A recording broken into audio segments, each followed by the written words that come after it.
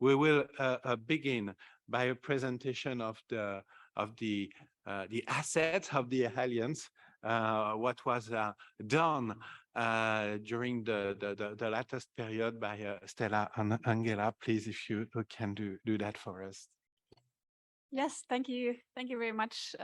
First of all, congratulations to Claire and Pascal for your leadership and inspiration in the Alliance over the last 6 months. It must have been extremely busy.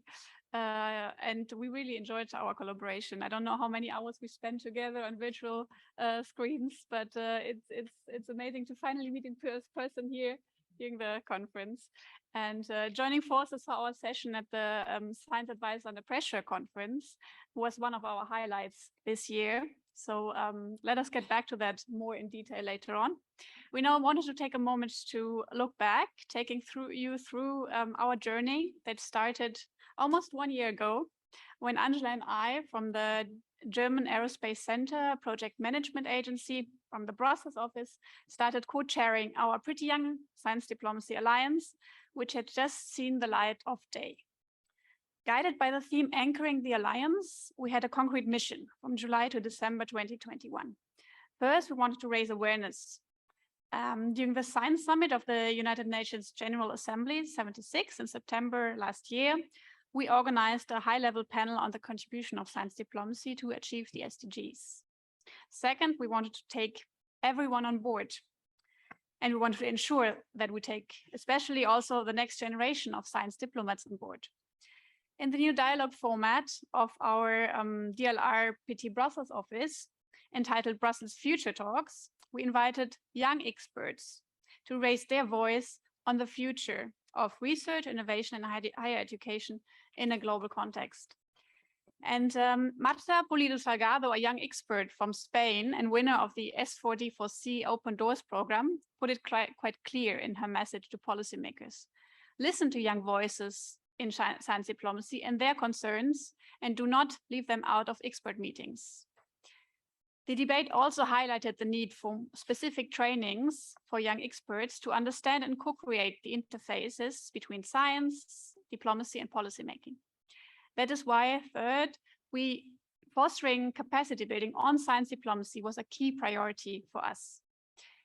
What does capacity building actually mean? And I remember our discussions in the session that I hosted with Luisa yesterday on that topic, and all the associations that participants had. For me, capacity means people. And in this case, we had over 6,500 students who have registered so far for the massive open online course on science diplomacy, which was developed under S4D4C, and which then many of the Alliance members jointly updated in May 2021. And this is one of the key assets of the Alliance, that we really could move things forward and keep these activities going. We also organized different training sessions on science diplomacy in September and October last year. For example, we trained COST, project coordinators, and scientific experts. And in March this year, we organized a training for young European diplomats upon invitation of the European External Action Service. And we invited them to work on their scientific skills. With that invite, we were pushing at an open door. So let's jointly make sure that science diplomacy becomes an essential part of the training curriculum of both European diplomats and scientific experts. We are thrilled about the outcomes of yesterday's session on competence building in science diplomacy, and we want to join forces with all willing partners to put those into practice. And now over to Angela. Thank you. Thank you. Thank you very much. From the different training activities we organized, we definitely recognize the need that the discussions that were also taken up yesterday and also today on the concept of science diplomacy itself is still quite an issue. And when we discussed with those young European diplomats, for instance, at the training we had with the External Action Service at the end of March, this was the time of the Russian invasion in the Ukraine, and this was the most pressing issue on the political agenda in the postings that these young diplomats had worldwide. it was discussed, what does strengthening social science diplomacy for addressing global challenges really mean? Isn't it actually too naive of a concept? Shouldn't we rethink the idealistic concept of science diplomacy for a more differentiated view? And ultimately, the question, has science diplomacy lost its innocence, or, as most recently termed, are we now in the post-naive science diplomacy era? In April, with all of these questions in mind, we joined forces with Claire and organized the session Science Advice Under Pressure, named Taking the Heat Off. And this was the focus of this was, which role does science diplomacy have in times of urgency, and how can we manage to take the heat off with the help of science diplomacy instruments? Our speaker, Angela Liberatore from the ERC, said we should never abdicate from science diplomacy when it is most needed, because we need to find spaces to exit. And this is part of taking the heat off. I think talking about possibilities of exiting crisis, of course, is very, very essential in the overall science diplomacy discussion. And I would like to take the opportunity to quote Yuri Koshekinov, who was with us at the time, a Ukrainian scientist who had just recently fled from Ukraine to Vienna, and who was engaged enough to join our event, said, "Ethics are fundamental to our humanity. Barbary is no reason for us to abandon our civilization." I think this was an astounding quote given the situation. So, looking back at the outcomes of our various activities that we initiated, one thing became clear: for science diplomacy to really flourish, it has to be anchored in policy. We need to ensure to translate our project results into concrete policy actions. And this is why we're very happy to coordinate the Alliance inputs for recommendations on the European science diplomacy agenda, and we will surely support its finalization and future implementation. And I think today it became apparent, and yesterday, that we also need more research in the context of science diplomacy. So let's now look into the future. What is our vision and mission? Can we get inspired by the new EU mission-oriented approach, setting up ambitious targets and thriving for new forms of governance and collaboration for the Alliance? We're looking forward to putting the suggestions of yesterday's session on science diplomacy in the missions into practice. From our perspective, we want the Alliance to be a vibrant and learning network, providing space for unconventional cooperation and forward-looking ideas that contributes to a better understanding of and cooperation between both worlds, science and diplomacy. We are very committed to keep science diplomacy high on the agenda of the DLL Project Management Agency in our Brussels office, and we are already having new activities in the pipeline for the fall, and looking forward to a fruitful collaboration with the upcoming chairs. And once again, thank you so much for all of your activities and forthcoming activities. Thank you, Angela, Stella. We will remember also what did Elke Dahl in the emergence of our alliance. She worked a lot. Unfortunately, she was not able to be with us today, but she did a very important job. So now, Claire, maybe some information about what we did in InsSciDE during this period. Actually, I think, Sean, if you'll give us the next slide, I'll just highlight the fact that indeed, thanks, Sean, the work of this past semester, aside from what Angela has detailed as collaborative activities with our chairship, the work of this last semester has been preparing this conference and preparing the workshops that you had yesterday. And I'm very pleased to have had so much good feedback about the workshops. It's really a parti prise. It's a deep conviction of mine and of many InsSciDE partners that the most interesting time is the time that we spend exchanging and elaborating together. So thank you for doing that yesterday. And I'd like to say to all those who took notes and who were reporters, I would much appreciate it if you would send those by email in any form at all to me or to Daniela, whosever email you have. Because as we promised, the thoughts, reflections, recommendations that come out of the workshops can form some kind of material for exchange by our existing working groups. I shall very soon turn the microphone over to our incoming chairs because you have your plans for what we hope will be a much more serene semester of chairing, and perhaps you have specific proposals for elaborating, supporting, helping the working groups to evolve. I want to mention finally that it's a very, very virtual organization. And so it was important for us to come together face to face now and get a new, charge of reality together and energy. For all of those who are Alliance members, we will need to keep looking for that energy and work together. Sean, very quickly, next slide. Thank you. Just want to remind you, it is virtual, and so we have a lot of stuff online. Please do go to science-diplomacy.eu to find our collected training materials from all three projects and things that are produced by the Alliance. This is where it's all going to be happening in the next years. Next slide. I want to take the occasion just once again to say that if by the end of today, 3 minutes, you haven't been able to receive a copy of our book, which is reserved really for our travelers, please know that you can read every single one of the InsSciDE case studies online. Final slide, I don't even know what it is, and then I turn over to Luc. Yes, those are our coordinates. I turn over to Luc. Yeah, we are now organizing a kind of transition.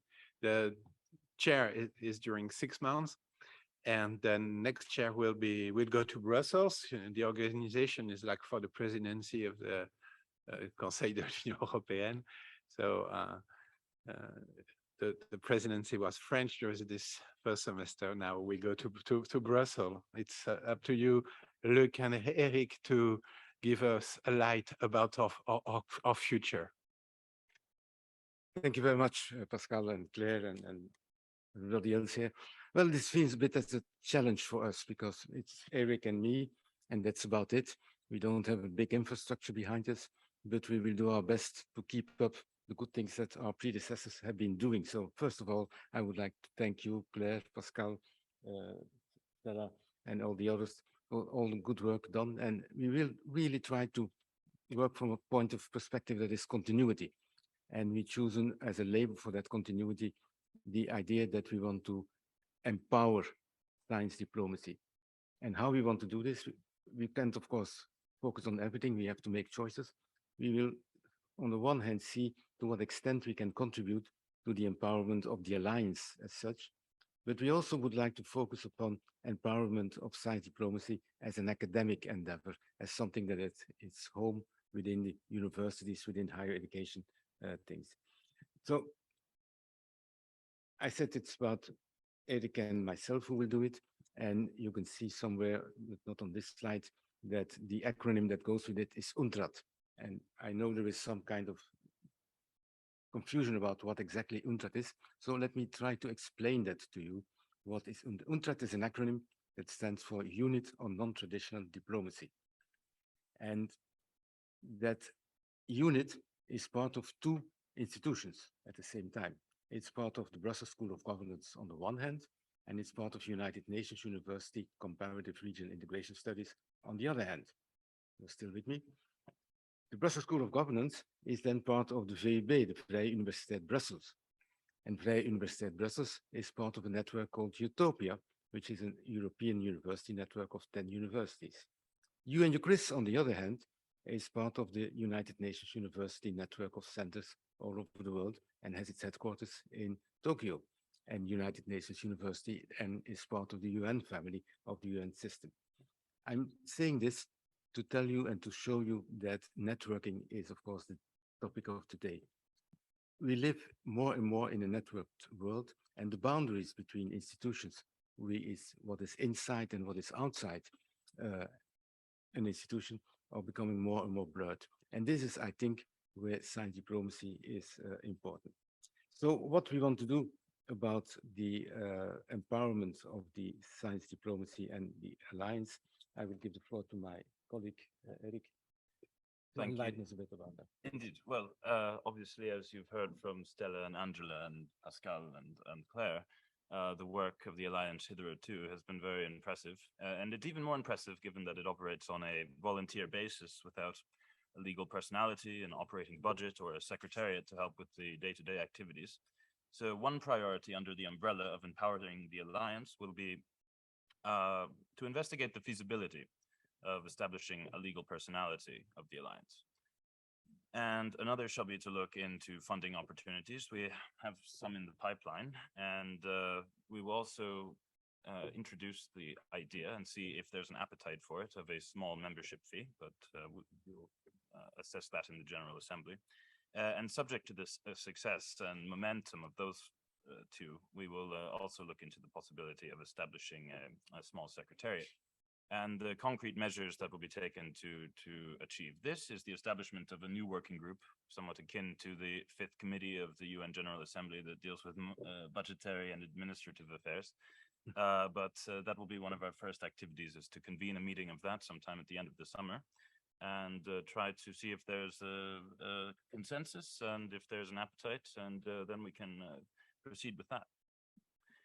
Second, given sort of the slow and steady pace of academia, coupled with like the very sleepy months of July and August, at least in Europe, an ambitious agenda is very hard to be realized in 6 months. So we will venture to reach a consensus within the Alliance to extend future presidencies to a 1-year period. And then, of course, we will try to ensure a strong future for the Alliance, confirming presidency holders beyond the Marie Curie Alumni Association, which will take over after us at the start of 2023. And of course, also, we'll keep a close eye on the policy landscape for issues that are related to the different working groups, as well as topics that could constitute new working groups. And I think, Rasmus, this is a good idea to moment to say we should really start this working group on authoritarian states in science diplomacy. I think now is the time more than ever. So we should, that will be one thing to get the ball rolling on very shortly. And of course, finally, we continue to uphold the Alliance's visibility and strive to augment it through promotion on social media. I'm going to go to Washington, D.C. in a couple of weeks where I will have some meetings, and I will gladly spread the word of it there. And through all of this, we hope to empower the Alliance to make it robust for its future in promoting science diplomacy on the European agenda. Thank you, Eric.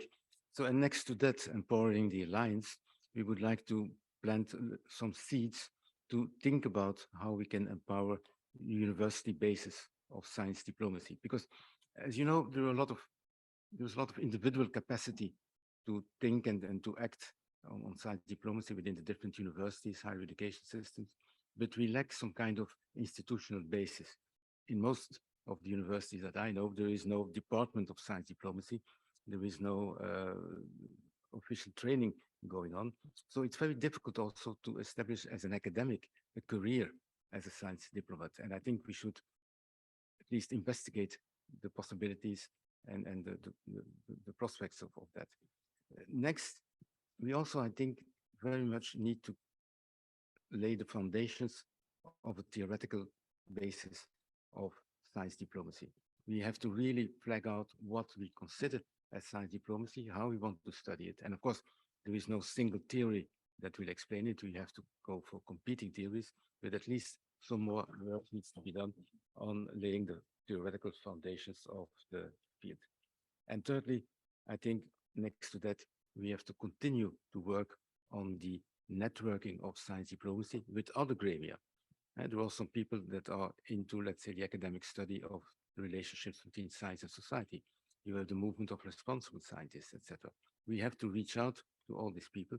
And we also have to finally see what kind of position we take in the going debate about open science. We had a very, very interesting debate a couple of minutes ago here. And in my view, I'm a psychologist by training, so I think very binary and very simple. There is an opposition between open science versus growth science. Growth science is when you have a specific actor that says, I have an interest in scientific developments, I'm going to pay for it, and I want to have a say on the results. Because I'm the payer, because I'm the agency who deals with it, I have the right to the return. There is as such nothing wrong with that perspective, but it is one specific perspective that you can then find again in discussions about sovereignty, technological sovereignty and stuff like that.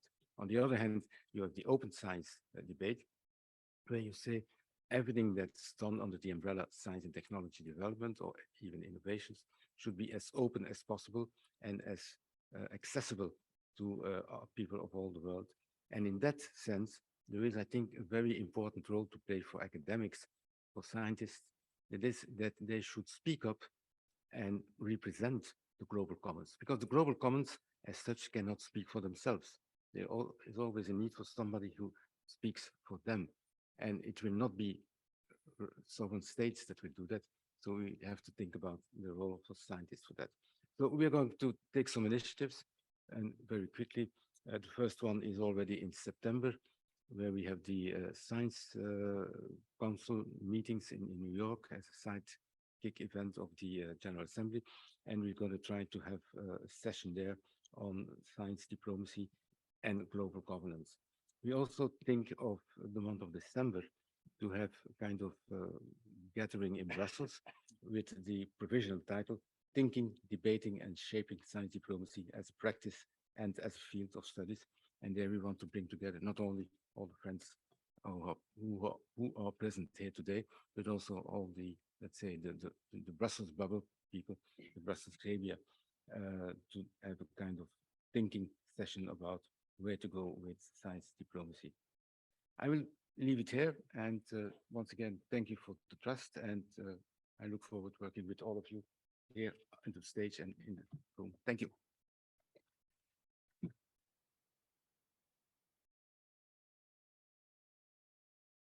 So it's time now to close this conference. I want to thank everybody, of course, all the people who contribute will continue. I will conclude in French in a way. InsSciDE est mort. Vive l'Alliance. À bientôt. Long live the Alliance, and see you soon.